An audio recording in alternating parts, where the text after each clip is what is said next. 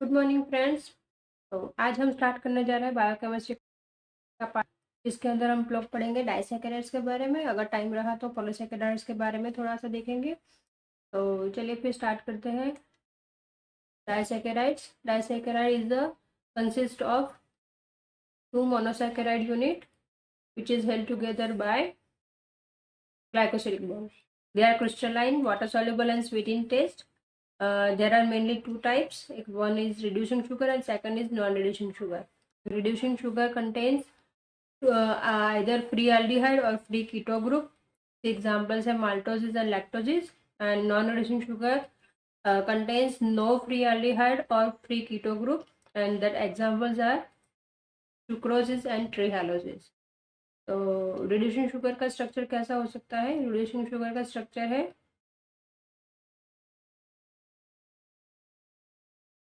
Like this. ये one molecule, one sugar molecule है, ये सेकंड शुगर मॉलिक्यूल है, इसमें कार्बन नंबर 1 है बॉन्ड के साथ अटैच, और ये जो है ये कार्बन नंबर 4 है। ठीक है, तो कार्बन 1 का कार्बन 4 या कार्बन 6 के साथ अटैचमेंट होगा तो रिड्यूसिंग शुगर बनेगी, क्योंकि ये जो अल्फा कार्बन है, अल्फा एनोमेरिक कार्बन है, इसके पास हाइड्रोक्सिल अनाज, ये जो हाइड्रोक्सिल ग्रुप है ये यहाँ पर फ्री मिलता है। ठीक है, तो ये फर्दर रिएक्शन कर सकता है, इसीलिए इसको हम बोलते हैं रिड्यूसिंग शुगर। ठीक है, इसके पास फ्री एनोमेरिक ग्रुप प्रेजेंट है। ठीक है, जबकि नॉन रिड्यूसिंग शुगर क्या है? नॉन रिड्यूसिंग शुगर जो है, ये नॉन रिड्यूसिंग शुगर के अंदर जो अल्फा कार्बन है, वही अल्फा कार्बन दूसरे एक अल्फा कार्बन शुगर जो है दूसरे अल्फा कार्बन शुगर के साथ ग्लाइकोसिडिक बॉन्ड बनाता है, तब हम उसे बोलते हैं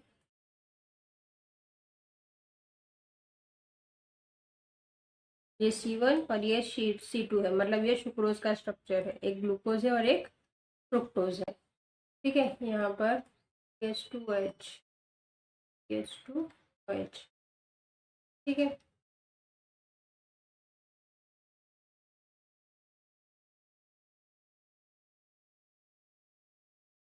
तो ये जो बॉन्ड बनता है इसे हम बोलते हैं नॉन रिड्यूसिंग शुगर। ठीक है, ये है सुक्रोज का स्ट्रक्चर, जिसमें कार्बन 1 एंड कार्बन 2 अटैच होता है। दूसरी तरह से बोले तो नॉन रिड्यूसिंग शुगर में carbon 1 and carbon 2 and carbon 1 के बीच में भी अटैचमेंट हो सकता है, लिंकेज बन सकता है। तो नॉन रिड्यूसिंग शुगर के लिए हमें दो लिंकेज याद रखना है, carbon 1 and carbon 2 aldose and keto sugar के बीच में, और कार्बन 1 एंड कार्बन 1 यानी दो आल्डोज शुगर के बीच में जो अल्फा कार्बन है उन दोनों के बीच में का जो अटैचमेंट है उससे ऐसा अगर C1 C2 या फिर C1C1 लिंकेज मिलेगा आपको, तो आप लोग नंबर से भी पहचान सकते हो कि ये नॉन रिड्यूसिंग शुगर है। ठीक है, नॉन रिड्यूसिंग शुगर है क्योंकि इसके पास कोई भी फ्री एल्डिहाइड ग्रुप या फिर फ्री कीटोन ग्रुप पाया नहीं जाता है। दूसरा, रिड्यूसिंग शुगर के बारे में क्या याद रखोगे? रिड्यूसिंग शुगर के पास जो है C1 C2 sorry C1 C4 and C1 C6 के बीच में लिंकेज हो सकता है, जिसका एनोमेरिक कार्बन क्या होगा? फ्री रहेगा। जिसका एनोमेरिक कार्बन कैसा रहेगा? फ्री रहेगा। तो जिसका एनोमेरिक कार्बन फ्री होगा तो वो कहलाएंगे रिड्यूसिंग शुगर। ठीक है,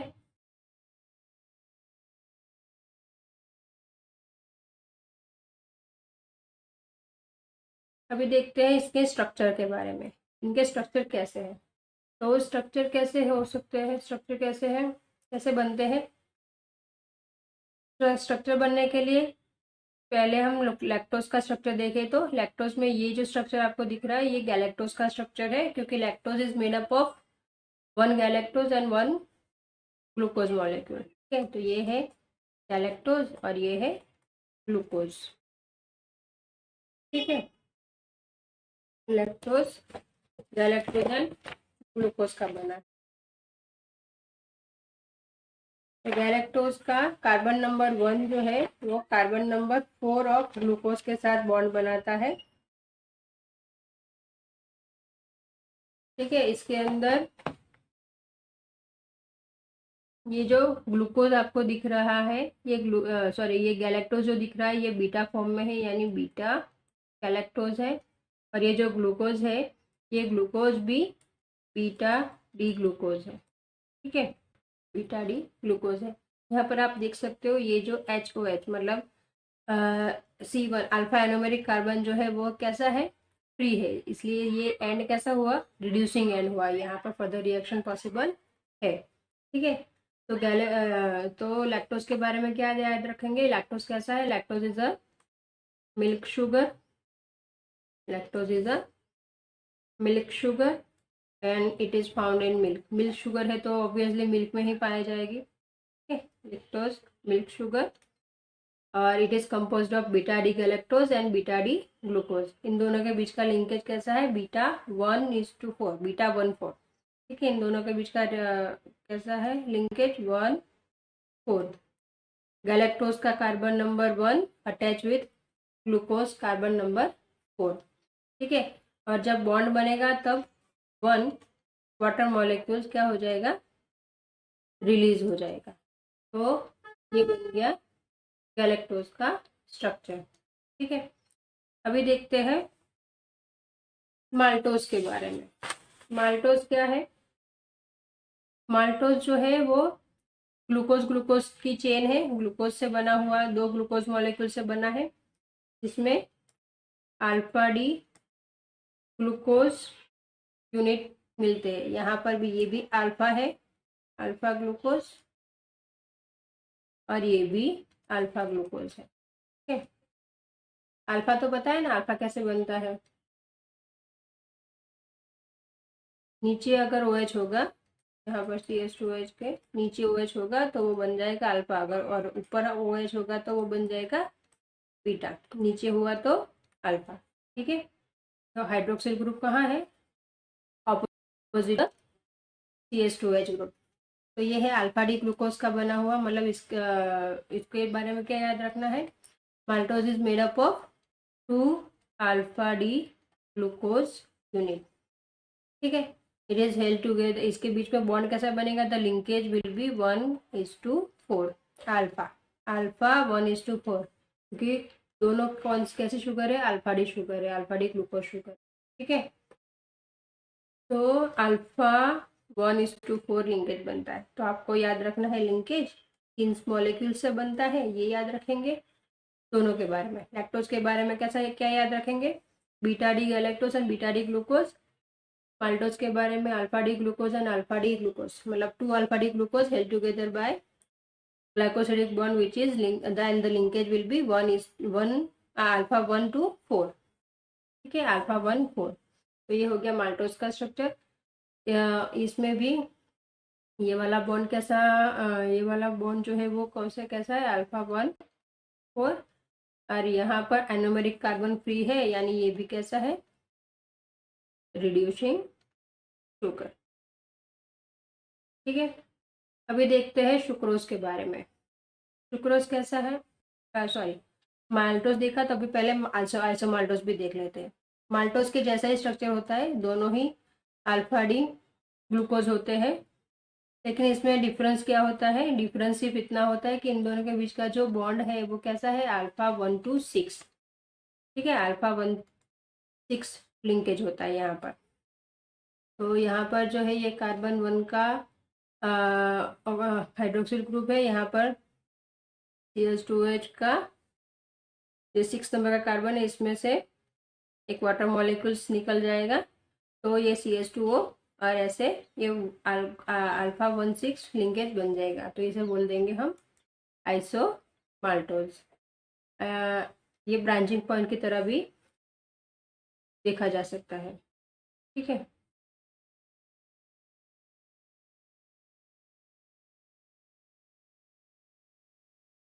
अभी जैसा माल्टोज हमने देखा है जिसके अंदर कैसा लिंकेज है, अल्फा 1 4, इसी तरह से एक मॉलिक्यूल्स है जिसे हम बोलते हैं सेलोबायोज। सेलोबायोज में क्या है, same to same structure as a maltose, but जो मॉलिक्यूल्स यूज होता है वो 2 beta D glucose molecules use होते हैं, और इसके अंदर जो लिंकेज बनता है वो कैसा है, बीटा 1 to 4, ठीक है। बीटा 1,4 लिंकेज यहाँ पर सेलोबायोस में मिलेगा। तो cellobiose is form during the hydrolysis of cellulose. Cellulose को हाइड्रोलिसिस करेंगे तब हमें सेलोबायोस मिलता है। तो उसके अंदर लिंकेज कौन सा है? बीटा 1,4, ठीक है। तो ये भी एक याद रखेंगे ग्लूकोज ग्लूकोज के साथ, क्योंकि ये सारी कैसी है? रिड्यूसिंग शुगर है। लैक्टोज, माल्टोज, सेलोबायोस, ठीक है। अभी देखते हैं सुक्रोज के बारे में। सुक्रोज के बारे में क्या है? सुक्रोज जो है वो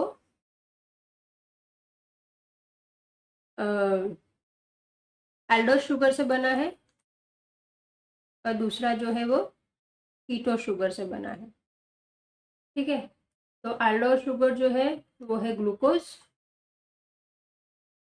ग्लूकोज में भी अल्फा डी ग्लूकोज, और फ्रुक्टोज कैसा है? बीटा डी फ्रक्टोज, ठीक है। तो सुक्रोज के लिए दो मॉलिक्यूल्स है, एक one alpha D glucose and second one is beta D fructose, and the bond will be, the linkage will be 1 alpha 2 beta, और इसे 2 बीटा 1 अल्फा भी बोल सकते हैं। या तो 1 अल्फा 2 बीटा होगा या फिर 2 बीटा 1 अल्फा होगा। 2 बीटा यानी फ्रुक्टोज अगर पहले होगा तो 2 बीटा 1 अल्फा बनेगा, और 1 अल्फा 2 बीटा में ग्लूकोज अगर पहले होगा तो ग्लूकोज 1 अल्फा 2 बीटा बनेगा, ठीक है। और इसके अंदर आपको फ्री एल्डिहाइड शुगर नहीं मिलती है, इसीलिए इसको हम बोलेंगे नॉन रिड्यूसिंग शुगर। क्या बोलेंगे? Non reducing sugar. इसका लिंकेज कैसा है? कार्बन 1 कार्बन 2, ठीक है। कार्बन 1 कार्बन 2 के बीच में लिंकेज बनता है और नॉन रिड्यूसिंग बनाता है, ठीक है।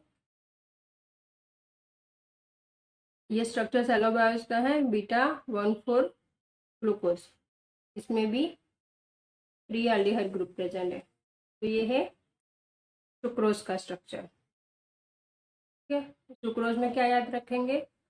सुक्रोज में याद रखना है 1 alpha glucose and 1 beta fructose, और बीच का लिंकेज 1 अल्फा 2 बीटा।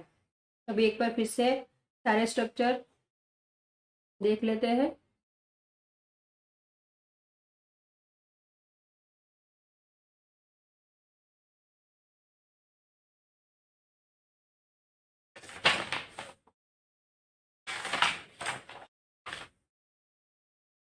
फर्स्ट है लैक्टोज। लैक्टोज के अंदर 1 गैलेक्टोज एंड 1 ग्लूकोज, और लिंकेज होगा बीटा 1,4। माल्टोज के अंदर बीटा डी ग्लूकोज, दो alpha D glucose, sorry 2 alpha D glucose, और लिंकेज हो जाएगा अल्फा 1,4। आइसोमाल्टोज में 2 अल्फा डी ग्लूकोज, लिंकेज हो जाएगा अल्फा 1,6। सेलोबायोस में 2 beta D glucose, 2 beta D glucose, और लिंकेज हो जाएगा बीटा 1,4। सुक्रोज में 1 ग्लूकोज 1 फ्रुक्टोज, और लिंकेज हो जाएगा 1 अल्फा 2 बीटा और 2 बीटा 1 अल्फा, ठीक है।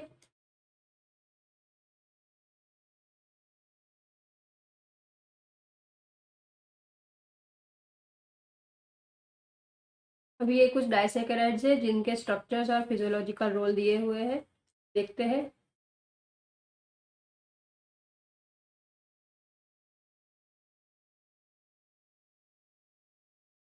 डाइसैकेराइड्स सुक्रोज के बारे में। सुक्रोज किससे बना है? ग्लूकोज और फ्रुक्टोज से, अल्फा 1 एंड 2 बीटा से। ये क्या है? It is a product of photosynthesis. Lactose, lactose क्या है? किससे बना है? ग्लूकोज एंड गैलेक्टोज से बना है, लिंकेज है beta 1,4 and it is major animal energy source, ठीक है। माल्टोज क्या है? 2 ग्लूकोज मॉलिक्यूल से बना है जिसके बीच का लिंकेज है alpha 1,4। It is a dimer derive from the starch and glycogen. Cellobiose क्या है? It is made up of glucose and the bond will be beta 1,4, and the role is the dimer of cellulose polymer, ठीक है। The Gentibiose क्या है? Gentibiose is made up of glucose, the bond will be beta 1:6, and the physiological role is constituent of plant glycosides and some polysaccharides. ठीक है, trehalose क्या है? trehalose is made up of 2 glucose molecules and the bond will be alpha 1. So trehalose is also a non-reducing sugar. कैसे पता चला? alpha 1. ठीक है, the exam and the role of trehalose is the it is a major circulatory sugar. trehalose क्या है? major circulatory sugar है. ये आपको एनिमल फिजियोलॉजी में दिखेगा in insects and it is used for the energy. Animal physiology में सब trehalose आएगा, इंसेक्ट्स के सर्कुलेटरी सिस्टम में आपको देखने को मिलता है. अभी देखते हैं, सॉरी,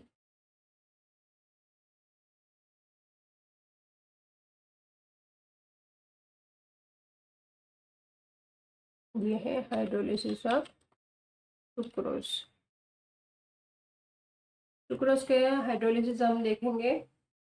सुक्रोज के हाइड्रोलिसिस के अंदर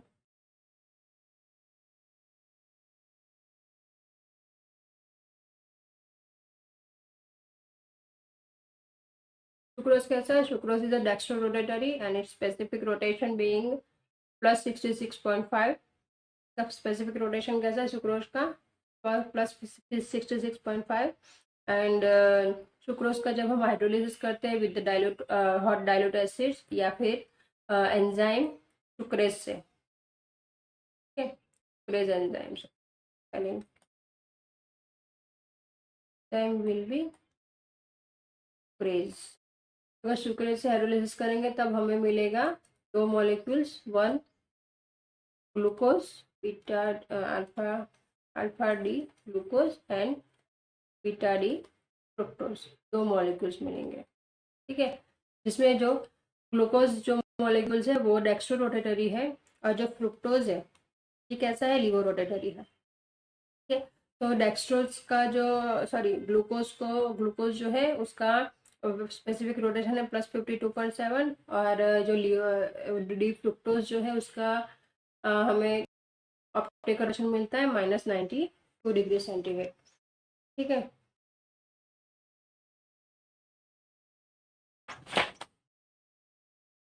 सुक्रोज का जब हाइड्रोलिसिस होता है तब हमें sucrose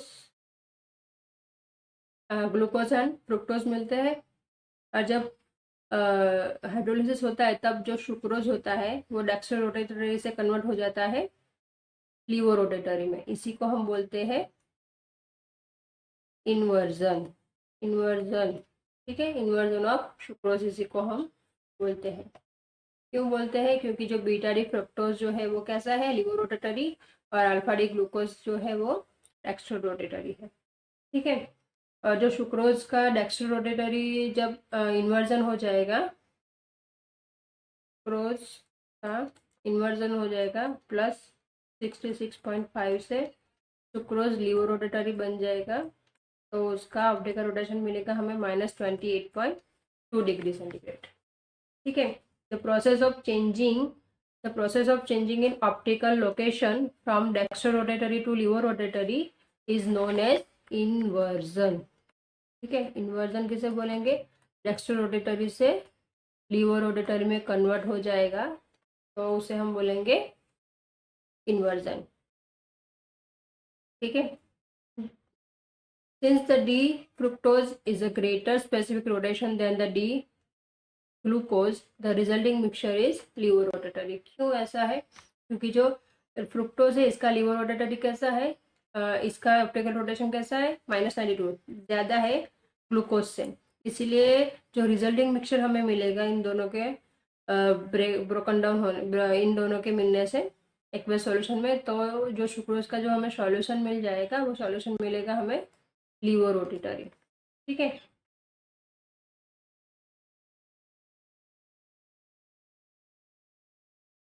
because of this the hydrolysis of sucrose is known as the inversion of sucrose, and the equimolar mixture of glucose and fructose is known as invert sugar or invertose. ठीक है, इसीलिए हमें जो hydrolysis sugar का hydrolysis मिलेगा वो कैसा होगा, इसे हम इन्वर्जन ऑफ सुक्रोज बोलते हैं। और जिसके अंदर equimolar of glucose and fructose होगा, इसे हम बोलेंगे इन्वर्ट शुगर। ठीक है, अब देखते हैं इसका, the mixture of glucose and fructose is levorotatory with the value 92.0 या फिर 92.2 माइनस 52.7। ठीक है, इज इक्वल टू -39.3, यानी ये लिवोरोटेटरी हो गया। यहाँ पे डेक्स्ट्रोरोटेटरी आप देख सकते हो, सुक्रोज कैसा है +66.7।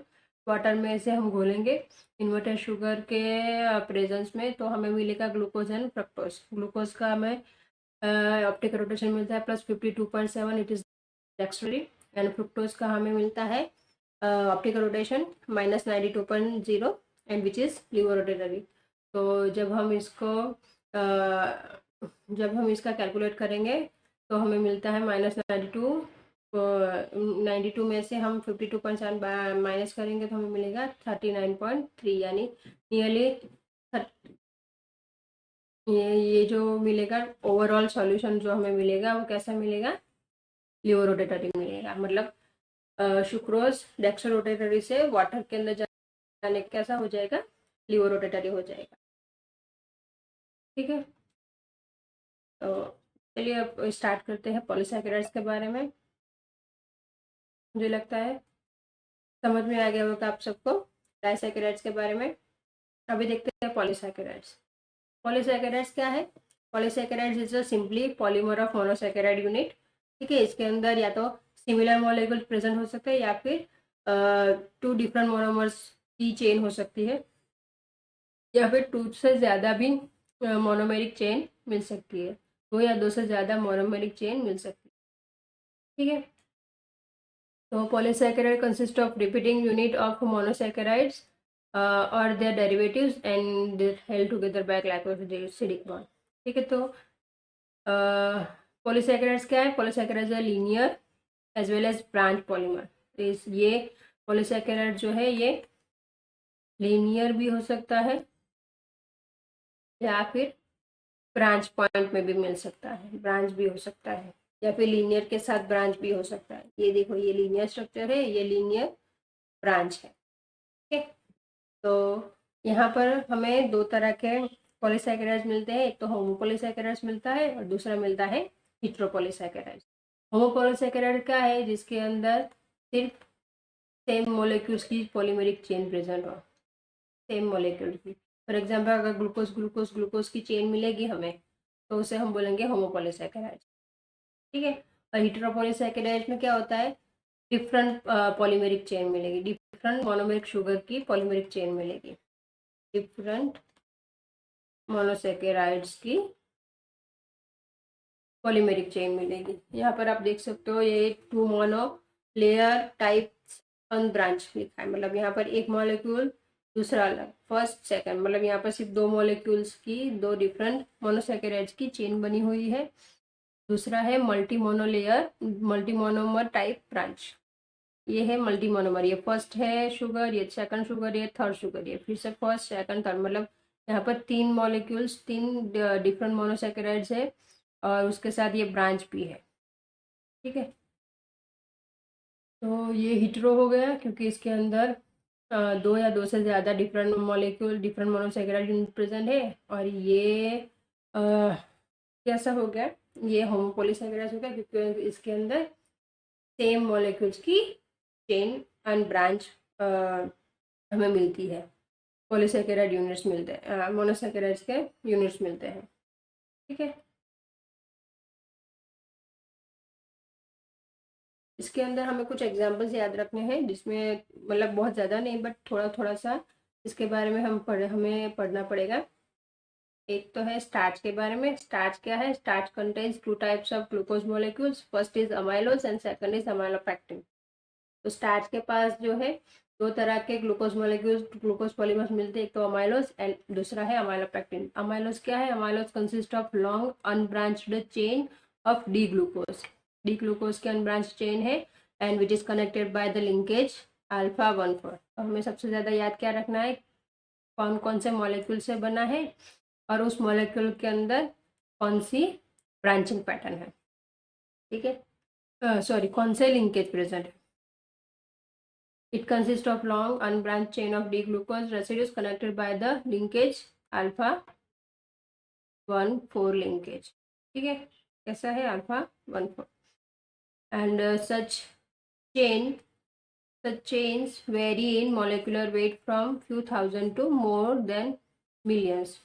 यहाँ पर कुछ थाउजेंड से मिलियंस तक के मोलिकुलर वेट अमाइलोज में मिलता है। अमाइलोज पैक्टिन क्या है, अमाइलोपैक्टिन जो है वो हाईली मोलिकुलर वेट है, अप टू 200 बिलियन इसका मोलिकुलर वेट हो सकता है, but it is highly branch. ये कैसा है, हाईली ब्रांच है अमाइलोपैक्टिन, ठीक है। इसमें ग्लाइकोसिडिक लिंकेज जो होता है वो अल्फा 1,4 और ब्रांच पॉइंट होता है अल्फा 1,6। तो अमाइलो पैक्टिन में क्या मिलेगा, हमें दो लिंकेज मिलती है, अल्फा 1,4 की लीनियर चेन मिलेगी और अल्फा 1,6 से हमें ब्रांच पॉइंट मिलेगा। अमाइलोज में क्या मिलेगा, अल्फा 1,4 की लीनियर चेन मिलेगी, ठीक है, लीनियर चेन मिलेगी। तो सबसे पहले क्या याद रखेंगे, स्टार्च के अंदर दो molecules amylose and amylopectin. Amylose क्या है, लीनियर चेन है, लीनियर चेन ऑफ ग्लूकोज है जिसके अंदर लिंकेज मिलता है 1,4। इसका मॉलिक्यूलर वेट होता है 1,000 to million, ठीक है। और अमाइलोपैक्टिन सेकंड है, अमाइलोपैक्टिन का मॉलिक्यूलर वेट सबसे ज़्यादा है, मॉलिक्यूलर वेट ज़्यादा है, which is up to 200 million तक। वो हाईली ब्रांच है और इसके अंदर ग्लाइकोसिडिक बॉन्ड दो तरह से मिलेंगे, एक तो लीनियर मिलेगा अल्फा 1,4 और ब्रांच मिलेगा अल्फा 1,2,6, ठीक है।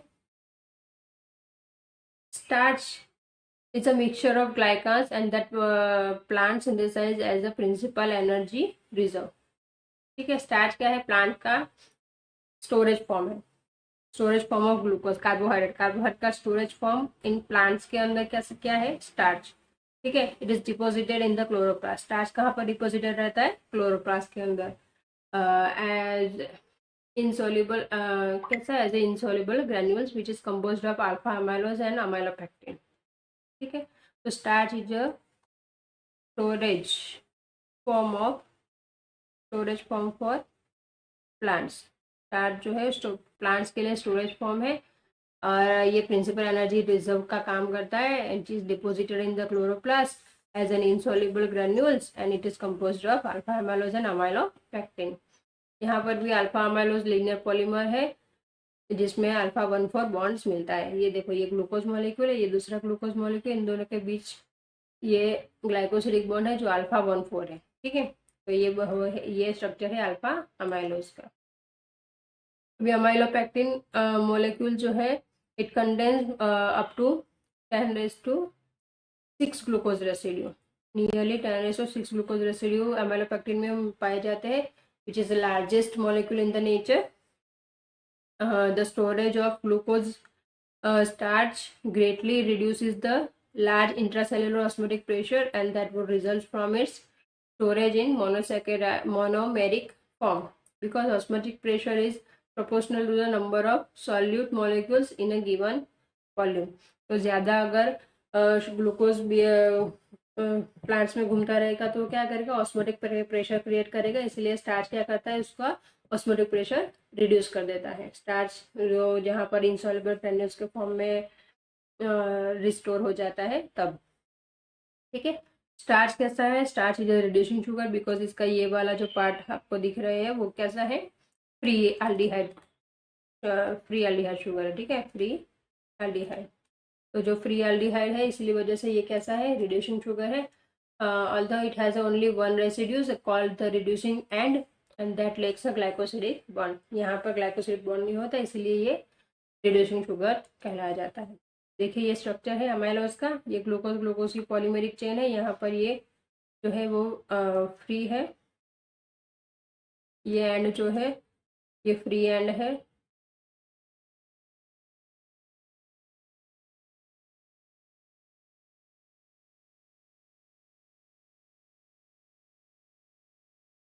ये जो एंड है ये फ्री है, और नॉन और यहाँ पर ये जो है ये एमाइलोपेक्टिन है। एमाइलोपेक्टिन में ये ग्लूकोज की चेन है, यहाँ से अल्फा 1 to 6 अल्फा 1,6 की ब्रांच है, और के बाद फिर से ग्लूकोज ग्लूकोज की चेन है, और ये फ्री एंड है।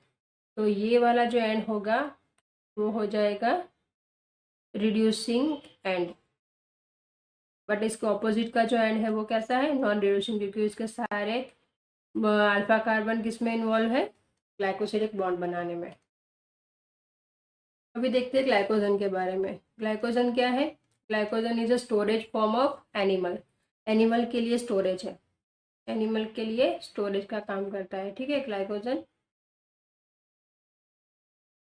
It is present in all cells but prevalent in skeletal muscles and liver, okay, where it is occurs as a cytoplasmic granules। तो ये स्टोरेज फॉर्म ऑफ एनिमल्स है, starch is storage form of plants. का structure कैसा है? It contains amylose and amylopectin like but it is more more highly branched than the starch, बराबर। इसके अंदर branch point occurring at every 8 to 14 glucose residue, every 8 to 14 glucose residue के बाद यहाँ पर ब्रांच पॉइंट आ जाएगी। मतलब ग्लाइकोजन जो है वो कैसा है? हाईली ब्रांच है, हाईली ब्रांच्ड है, ठीक है। इसका डिग्रेडेशन किससे होता है? इसका degradation is done by glycogen phosphorylase enzyme and which is phosphorylatically cleaved glycogens alpha 1,4 bond, ठीक है। ये ग्लाइकोजन फॉस्फोरस क्या करेगा?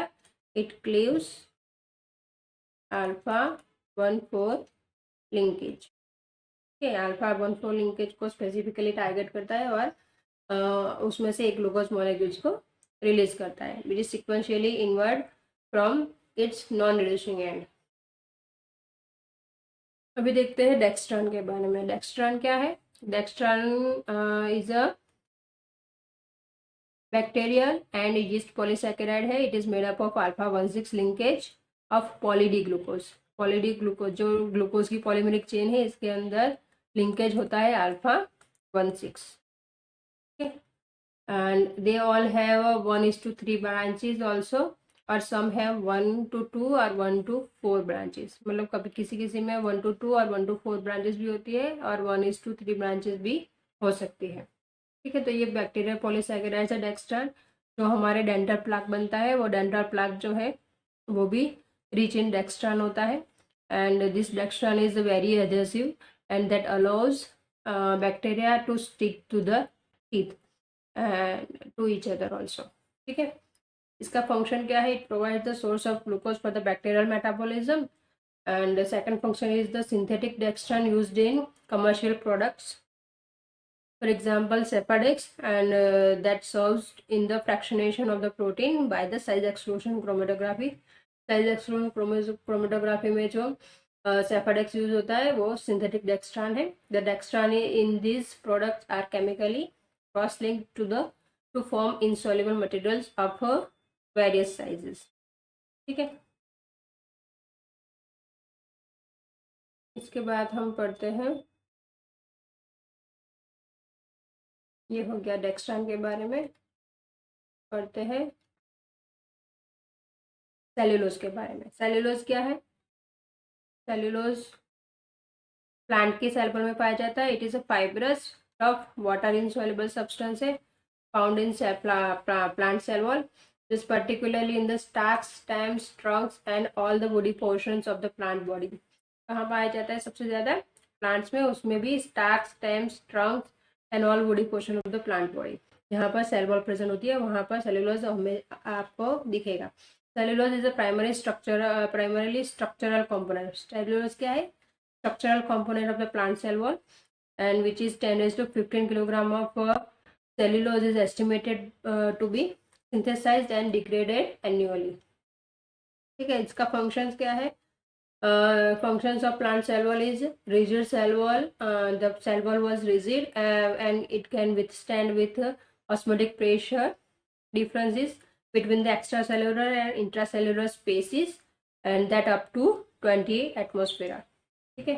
तो ये सेल वॉल जो है वो रिजिड होती है और वो ऑस्मोटिक प्रेशर के डिफरेंस इंट्रासेल्युलर एक्स्ट्रा सेल्युलर में जो ऑस्मोटिक प्रेशर डिफरेंस होता है उसके साथ भी ये विथस्टैंड रह सकती है, कोऑपरेट कर सकती है। इन लार्ज प्लांट्स में such as tree the cell wall also have a load bearing function. Cell wall जो है वो लोड बियरिंग फंक्शंस करता है। द सेल वॉल का स्ट्रक्चर देखें तो it is a linear polymer of glucose, nearly 15,000 तक के ग्लूकोज मॉलिक्यूल मिलते हैं and which is linked by β14 glycosidic bonds. इसमें β14 ग्लाइकोसिडिक बॉन्ड मिलता है। सेल्यूलोज ह्यूमन्स बॉडी में नहीं मिलता है क्योंकि हमारे बॉडी में β14 लिंकेज को डिग्रेड करने के लिए कोई भी एंजाइम प्रेजेंस नहीं है, ठीक है। इसलिए ह्यूमन बॉडी में हमें β14 लिंकेज नहीं मिलता, इसलिए जनरली सेल्यूलोज जो है वो प्लांट्स में प्रेजेंट होते हैं, ठीक है। सेल्यूलोज का स्ट्रक्चर आप देखो, ये ग्लूकोज की चेन है जिसमें β14 लिंकेज दिखा जा सकता है। ये ग्लूकोज है, ये β14 लिंकेज है, ठीक है। तो ये भी कैसी है, polymeric chain of glucose, but इसके अंदर बॉन्ड कैसा पाया जाता है, β14। चलो फिर काइटिन की बात करें। काइटिन में क्या है, chitin is a principal structural component of exoskeleton of invertebrates such as crustacean, insects and spiders, and they also present in the cell wall of most fungi and many algae, ठीक है। Chitin जो है वो second most abundant biomolecules है, second most abundant biological molecule है। इसका structure है homopolymer of N acetyl glucosamine, homopolymer of glucose and β14 linkage मिलता है इसके अंदर और एन एसिटाइल ग्लूकोजामाइन रेसिड्यूज मिलते हैं। It is differ chemically from the cellulose only at the each carbon 2 hydroxyl group is replaced by N acetyl glucosamine group.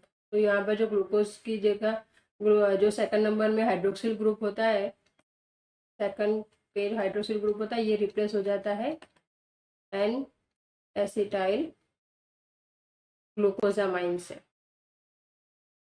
It is homopolymer of β14 linked N acetyl glucosamine residue. यहाँ पर आप लोग देख सकते हो ये स्ट्रक्चर एन एसिटाइल ग्लूकोजामाइन का है, मतलब ये यहाँ पर जो सेकंड नंबर पे OH ग्रुप मिलता था, OH ग्रुप की जगह पर यहाँ पर क्या मिल रहा है, एन एसिटाइल ग्लूकोजामाइन का स्ट्रक्चर, ठीक है। इसलिए ये एन एसिटाइल ग्लूकोजामाइन का पॉलीमरिक यूनिट है। अभी देखते हैं हेटेरोपॉलीसैकेराइड्स के बारे में। हेटेरोपॉलीसैकेराइड्स क्या है, when the polymer when polysaccharides are composed of different types of sugar और their derivatives, they refer to as a heteropolysaccharides और heteroglycans, मतलब 2 से ज़्यादा डिफरेंट शुगर मॉलिक्यूल्स अटैच हो तो, ठीक है। Mucopolysaccharides are the heteroglycans which is made up of repeating unit of sugar derivatives and the namely amino sugars and uronic sugar. Mucopolysaccharides में एक अमाइनो शुगर और एक यूरोनिक शुगर मिलती है। These are more commonly known as glycosaminoglycans, ठीक है। इसी को हम बोलते हैं ग्लाइकोसामिनोग्लाइकान, जिसके अंदर amino sugars and uronic sugar पाई जाती है। Some of the mucopolysaccharides are found in combination with the proteins to form mucoproteins और म्यूकोइड्स, और उसी को हम बोलेंगे प्रोटियोग्लाइकान्स। जो गैग होता है वो अगर प्रोटीन के साथ कंबाइन हो जाए तो हम उसे प्रोटियोग्लाइकान्स बोलेंगे। तो म्यूकोप्रोटीन्स में contains up to 95% of the carbohydrate and 5% of protein, ठीक है। अभी ग्लाइकोसामिनोग्लाइकान क्या है, glycosaminoglycan are highly negatively charged molecules. It is unbranched heteropolysaccharides which is composed of repeating disaccharide unit. One is acidic sugar और second is amino sugar, मतलब amino sugar और acidic sugar की polymeric chain होती है। The amino sugar is always either N acetyl glucosamine और N acetyl galactosamine, and acidic sugar in most cases is uronic acid. ठीक है, तो amino sugar या तो फिर एन एसिटाइल ग्लूकोजामाइन होगी या फिर एन एसिटाइल गैलेक्टोजामाइन होगी। एंड जो एसिडिक शुगर होगी वो क्या होगी, यूरोनिक शुगर होगी। इसका एग्जांपल है glucuronic acid. The simplest glycosaminoglycan hyaluronan contains alternating residue of D glucuronic acid and D N acetyl glucosamine. इसके हम एग्जांपल्स देखें तो यहाँ पर ये है हाइलुरोनिक एसिड, हाइलुरोनिक एसिड या फिर इसके हाइलुरोनेट बोलेंगे। इसके ये 2 मॉलिक्यूल से बना है, डी ग्लूकुरोनेट और एन एसिटाइल डी ग्लूकोजामाइन। ये दूसरा है dermatan sulphate iduronate and N acetyl D galactosamine 4 sulphate से बना है। हाइलुरोन में बीटा 1:3 लिंकेज है, बीटा 1:3 लिंकेज है। डर्मेटान सल्फेट में भी अल्फा 1:3 लिंकेज है। कॉन्ड्रोइटिन 4 सल्फेट जो है वो D glucuronate and N acetyl beta D galactosamine से बना है, जिसके अंदर लिंकेज है बीटा 1:3। कैटन सल्फेट भी है, वो भी है galactose and N acetyl glucosamine से बना है, जिसमें बीटा 1:4 लिंकेज है। कॉन्ड्रोइटिन 6 सल्फेट जो है वो डी ग्लूकुरोनेट और एन एसिटाइल गैलेक्टोजामाइन 6 सल्फेट से मिलकर बना है, जिसका लिंकेज है बीटा 1:3। और हिपेरिन जो है वो iduronate 2 sulphate and N sulphur D glucosamine 6 sulphate से मिलकर बना है, जिसका बॉन्ड है 1:4, अल्फा 1:4। ठीक है, तो हमें गैग्स में जो मॉलिक्यूल्स के नेम याद रखने हैं वो है नेम और उसके स्ट्रक्चर विथ उसके लिंकेज के साथ। एक तो है hyaluronate, dermatan sulphate, chondroitin 4 sulphate, keratin sulphate, chondroitin 6 sulphate, chondroitin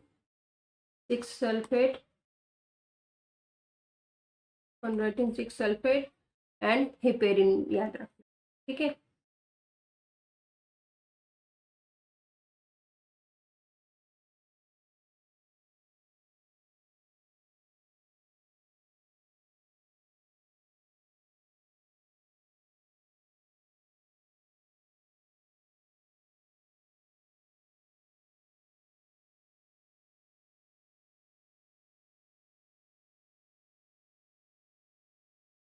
अभी देखते हैं अगारोस के बारे में। अगारोस क्या है? Agarose is a polysaccharides mixture isolated from the marine red algae, that is agar, which is consist of 2 component agarose and agaropectin। agarose and agaropectin से बना है, agarose and agaropectin से बना है। agarose क्या है? is a chain of alternating D galactose and 3,6 and hydro 1 galactose molecule से की चेन है with side chains of 6 methyl D galactose. जबकि एग्रोपेक्टिन क्या है? Agaropectin is similar but in addition it contains sulphate ester side chains and D glucuronic acid. ठीक है, हमें इसके बारे में ज़्यादा याद नहीं रखना, सिर्फ इतना याद रखेंगे। अब देखते हैं, ये एक चार्ट है जिसके अंदर ग्लाइकोसामिनोग्लाइकान लिखा है, इसके कंपोजिशन है, इसका टिश्यू डिस्ट्रीब्यूशन है, उसका फंक्शन है। हमें याद क्या रखना है? इसका कंपोजिशन नेम और उसका कंपोजिशन हम देख चुके हैं। इसका टिश्यू डिस्ट्रीब्यूशन याद नहीं रहेगा तो चलेगा। और सम ऑफ द फंक्शन, जैसे कि हिपेरिन का फंक्शन है एंटीकोएगुलेंट का, डर्मेटान सल्फेट फंक्शन है शेप ऑफ टिश्यू को मेंटेन करने का। केराटिन सल्फेट भी जो है वो क्या करता है? ट्रांसपेरेंट कॉर्निया को ट्रांसपेरेंट रखने का काम करता है। Hyaluronic acid is act as a lubricant and a shock absorbent as well as promotes the wound healing। और chondroitin sulfate के बारे में याद रखेंगे, it helps to maintain the structure and shapes of tissue। ठीक है, इतनी चीजें हमें याद रखनी है। अब देखते हैं थोड़ा सा प्रोटीओग्लाइकान्स के बारे में। प्रोटीओग्लाइकान्स का स्ट्रक्चर जो है वो ग्लाइकोसामिनोग्लाइकान के जैसा ही है, बट वो क्या है? वो प्रोटीन्स के साथ या अटैच होता है, ठीक है। तो इसके अंदर दो मोनोसैकेराइड्स यूनिट है, uronic acid and other is N acetylated amino sugars which is usually attached to the protein through the link which is link किसके साथ लिंक होता है, टेट्रासैकेराइड्स टू प्रोटियोग्लाइकान्स, ठीक है। दो मॉलिक्यूल्स को लिंक करने के लिए हमें यहाँ पर टेट्रासैकेराइड चाहिए होता है। That is typical link tetrasaccharide which has a xylose residue at the reducing end, जिसके पास जाइलोस एंजाइम जाइलोस रेसिड्यू होता है, वो रिड्यूसिंग होता है। And that linkers joined by anomeric carbon to the hydroxyl of serine residue, मतलब जो protein होता है, प्रोटीन के serine रेसिड्यू के साथ जाइलोस रेसिड्यू अटैच होता है। The polysaccharide chain is mainly assembled on the core protein in the Golgi bodies। कहाँ पर अटैच होगा, core protein of Golgi bodies के साथ। The specific link tetrasaccharide is first assemble on the serine residue. कहाँ पर serine residue पे। ये structure आप देख सकते हो, स्ट्रक्चर है ग्लाइकोजामिनोग्लाइकन का एनएसिटाइलेटेड शुगर और ये है यूरोनिक मतलब एसिड शुगर। इसके बीच में दो लिंक है, टेट्रासैकेराइड का लिंक है।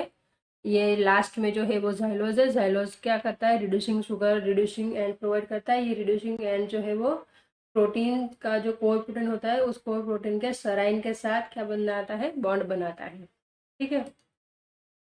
The rest of the gag chain consist mainly of reducing disaccharide unit and then is synthesized and with one sugar residue being added at a time. The covalent bond formed between the serine residue and xylose sugar residue of link tetrasaccharide is O glycosidic bond। तो जो link बनता है, bond बनता है सेराइन और xylose के बीच में, वो कैसा बॉन्ड बनता है, O ग्लाइकोसिडिक बॉन्ड बनता है।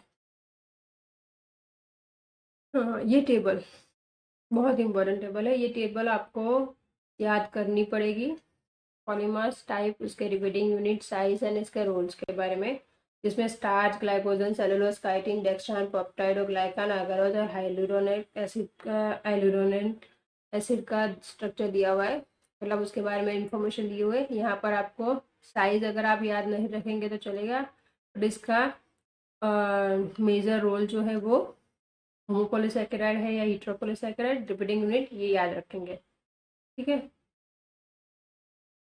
अभी हम एंड के बारे में बोल रहे हैं। पेप्टाइडोग्लाइकान, पेप्टाइडोग्लाइकान क्या है, पेप्टाइडोग्लाइकान और उसे हम बोलेंगे म्यूरेन। It is consist of glycosaminoglycan formed by alternating residue which is N-acetyl glucosamine and N-acetyl muramic acid. ये कहाँ पर पाया जाएगा, पेप्टिडोग्लाइकान्स बैक्टीरिया में, yes. NAG and NAM and NAG, sorry ये दोनों सेम हो गए। NAM and NAG are joined through via beta 1,4 glycosidic bond. A peptide chain of 4 alternating D and L amino acids called tetrapeptides is connected to the carboxyl group of, यहाँ पर OF होगा, of the NAM, ठीक है। तो यही एक molecules है, मतलब बैक्टीरिया के अंदर ही हमें D and L amino acid साथ में मिलते हैं, मतलब डी फॉर्म तो हमारे अंदर होता है बट एल अमाइनो एसिड हमें मिलेंगे बैक्टीरिया में, सही, एकदम, ठीक है। यहाँ पर कुछ स्ट्रक्चर दिया है, नेम, मोनोमर्स, उसका लिंकेज और उसके ब्रांच पर लिखे हैं, जो भी हीट्रोपोलीसैकेराइड है उसके, म्यूरेन है, डेक्स्ट्रान है, cellulose, starch, inulin, chitin, glycogen, callose, इसके मेन लिंकेज क्या है और इसके ब्रांच पॉइंट कहाँ कहाँ पर कौन कौन से ब्रांच पॉइंट बनते हैं वो यहाँ पर लिखे हैं, तो एक बार देख लीजिएगा। अभी एक लास्ट पॉइंट बचा है, जो है ग्लूकोमीटर। हम लोग जो ग्लूकोमीटर देखते हैं, उस ग्लूकोमीटर में हमें जो रिएक्शन मिलती है, मतलब जो हम ग्लूकोमीटर में ग्लूकोज का टेस्ट करते हैं कि कितना ब्लड शुगर है, तो ब्लड शुगर को टेस्ट करने के लिए जो इंस्ट्रूमेंट आता है उसे हम बोलते हैं ग्लूकोमीटर। और ग्लूकोमीटर के अंदर एक एंजाइम प्रेजेंट होता है जिसे बोलते हैं हम ग्लूकोज ऑक्सीडेज। तो ग्लूकोज ऑक्सीडेज क्या करता है, डी ग्लूकोज को ऑक्सीजन के साथ रिएक्शन करवाता है और डी ग्लूकोनो डेल्टा इलेक्ट्रॉन बनाता है और H2O2 यानी हाइड्रोजन पेरोक्साइड को रिलीज करता है। It is a non enzymatic reaction which is occur between glucose and primary amino group in haemoglobin. Haemoglobin के अमाइनो ग्रुप के साथ रिएक्शन करेगा इधर अमाइनो टर्मिनल वेलिन और the amino group lysine residue के साथ from the HB glycated haemoglobin. जिस haemoglobin के साथ अगर शुगर जुड़ जाती है, कोई भी शुगर मतलब मोस्टली ग्लूकोज, ग्लाइकेटेड हीमोग्लोबिन यानी ग्लूकोज जुड़ जाता है तो उसे हम बोलेंगे ग्लाइकेटेड हीमोग्लोबिन और उसे हम शॉर्टली बोलेंगे GHB। The normal GHB value are about 5% of the total hemoglobin, and in people with untreated diabetes value may be higher as 13%। ठीक है, थैंक यू फ्रेंड्स, आप इतना याद कर लीजिएगा। अगर आपको मेरा लेक्चर पसंद आए तो इसे लाइक शेयर एंड सब्सक्राइब कीजिएगा। Thank you so much guys, मिलते हैं नेक्स्ट लेक्चर में। Thank you.